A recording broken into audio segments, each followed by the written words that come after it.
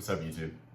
It's Josh Pillault, the RuneScape Felon, back again with episode number 2 of Tales from the Jungle. So obviously, another one of the very popular questions I get asked a lot is, what is the worst thing that I ever saw in prison? Or I guess like, the scariest or the most violent or whatever. So I'm here to tell you the story. It's not a huge story or anything, but it is a story of when I actually saw a guy get completely impaled with what we call a bone crusher or a sword, which is a knife about this long. As usual, let me start with the background info of where these knives come from. If I'm not mistaken, this was a piece of a bunk, a piece of a prison rack. I believe that the guy had used dental floss to cut it off, which takes a very, very long time. But believe it or not, if you take waxed dental floss, this is why most prisons sell unwaxed regular dental floss. If it has wax on it, something about the physics of this, man, I guess it's got something to do with like the pressure, the torque, and the friction of wax. But basically, if you take a long strand of plastic, especially waxed dental floss, you like fold it in half upon itself and then twist it super, super tight, you can saw through basically anything. I might eventually make a video trying to demonstrate this. Even with like the plastic wrap off of a fork that you get at McDonald's, you can cut through a plastic bottle in like 2 seconds if you know what you're doing, if you know how to twist it right. So if you have lots of time on your hand, which guess what, prisoners do, you can actually fold over dental floss, twist it up enough if it's waxed, and saw through metal. It takes an extremely long time to go through metal and probably a lot of wax, but it is possible. I'm guessing that's where this dude got this knife, because this thing was over a foot long, the blade of it, all right? The blade was a foot long, and I don't know how he was on the rec yard sharpening it on the concrete, scraping it back and forth without ever getting seen, but he had done it. Now, these two dudes were actually rival gang factions. One of them was an Aryan Nation and one was an Aryan Brotherhood. The Aryan Brotherhood was an old man. And keep in mind now that I'm not telling anything that the prison doesn't already know about. I mean, they obviously got caught for this. They know all the details about it. The dude never denied it. The shit went down. Everybody was there. Everybody saw it. This is not a mystery. I'm not telling on anything. Telling is informing somebody in power of anything that they don't know. Or somebody that might tell somebody in power, I guess. But this is all well documented. A lot of people at this prison remember this, but so the Aryan brother was like in his mid 60s, man. This dude was old school. He was very high ranking to my knowledge in the gang. He'd been in it for a very long time. He had the tattoos all over himself. And the younger guy was, I think, about 30, maybe to his mid 30s, and he was an Aryan Nation. And the population of the white supremacists at the Talladega FCI prison that I was at was, they didn't really have a lot of numbers, so they were relatively, they kind of stuck together, even though at a lot of prisons I don't think that they would have. So a lot of times the ANs and the ABs like hung out or whatever, and these two hung out a lot. They were out on the rec yard. To this day, I cannot give you 100% guarantee of what exactly transpired between them. What I can tell you is that the Aryan brother, the old man, wanted to go to a higher security prison. It befit his rank, and he wasn't supposed to be on a lower level yard anyways, because there were like snitches at this prison. It wasn't banging hard enough to where they were like killing the snitches and stuff like that. And there were even some sex offenders there. And so he wasn't supposed to, walk that yard. They say you're just as badass. But he'd been there for a while. I'm sure that as befits his rank, he was forgiven for walking that yard. But the best way to go back to a higher level yard is to commit an act of like straight up egregious violence, which he decided to do. On a 30-something-year-old Aryan Nation. So like I said, I'm not sure exactly what went down between them, but apparently the old school decided he was going back to the high security penitentiary and picked the other guy, the younger guy, to crash out on. So I was standing next to like, there's a softball gate at Talladega out on the rec yard where you play softball, obviously. And then like across from where the line from home base to first base is, across from there, there's like a little ceilinged area TV hut that they had. They had some TVs out there. They're covered by a pavilion.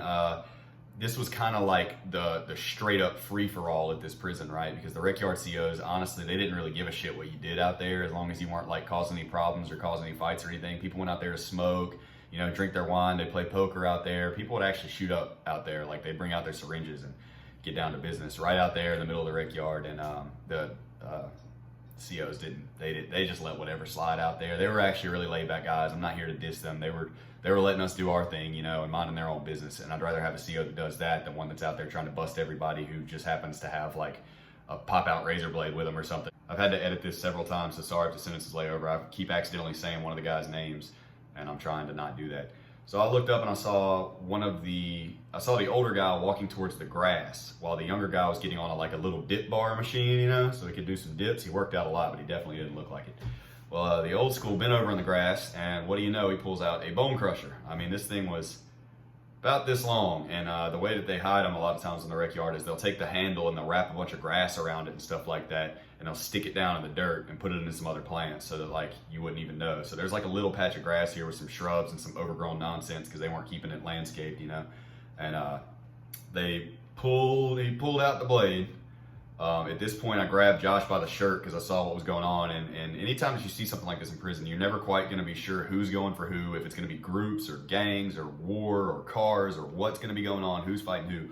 So I grabbed Josh by the shirt and I started backing up with him. And I was like, back up, back up, back up, back up. Keep in mind now, we were at least 20 yards away, but I mean, I could still clearly see it, you know? So the younger guy got down off of the dip machine, started walking towards me, at which point the older guy was kind of disappeared behind him, which was just the greatest angle that I possibly could have asked for, because about 2 seconds later, about this much steel just poked straight through the front of the younger guy's stomach. It was kind of like in his lower pelvis area. It pretty much would have gone right through this heart tattoo that I have right here. It came out, and it was poking out about a good 2 inches maybe. Completely impaled him, 100% impaled him. The sounds that man made were some of the most horrific things I've ever heard in my life. And it's, you know, I mean, talking about it it's okay for me now or whatever, man, but I'm not gonna sit here and act like I'm just some kind of hardcore, cold-blooded dude that wasn't affected by it, man. Like, I think I threw up in the back of my mouth a little bit whenever I saw it, because I mean, just like it poked out, dude, and there was some funny colors. And I remember noticing that there really wasn't even any blood coming out at that point. I guess maybe whenever the knife got taken out. But he started screaming the dude's name. Why'd you do that to me? He called him uncle. I don't know. They obviously weren't really uncle and nephew, but I guess that they had that kind of rapport, you know, they were close enough to call each other uncle and nephew or whatever. And the dude got completely ran through with his knife. And so needless to say, they hit the deuces, which is where, you know, the COs hit the alarms and stuff like that. I don't know how long it took them to come to, it took to come to the CO's attention that this has happened, because I just kind of almost like, things get kind of blurry for me right there, if that makes sense. But the story continues. They show up and they put the dude on some kind of stretcher and wheel him out of there. You know, he goes to the hospital and we're all wondering if he's alive or dead.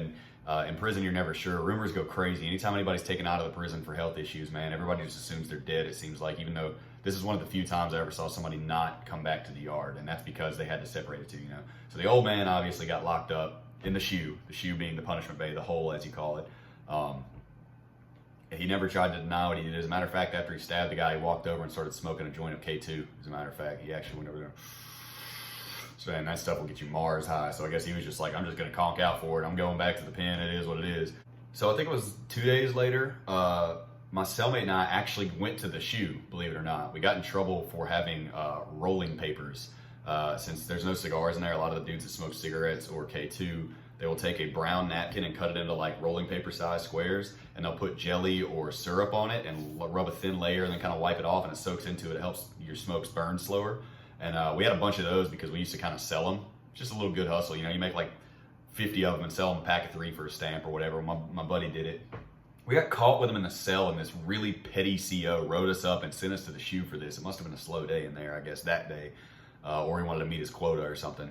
But so we were in the shoe, and then a few days later, believe it or not, the young guy got wheeled into the shoe on a wheelchair.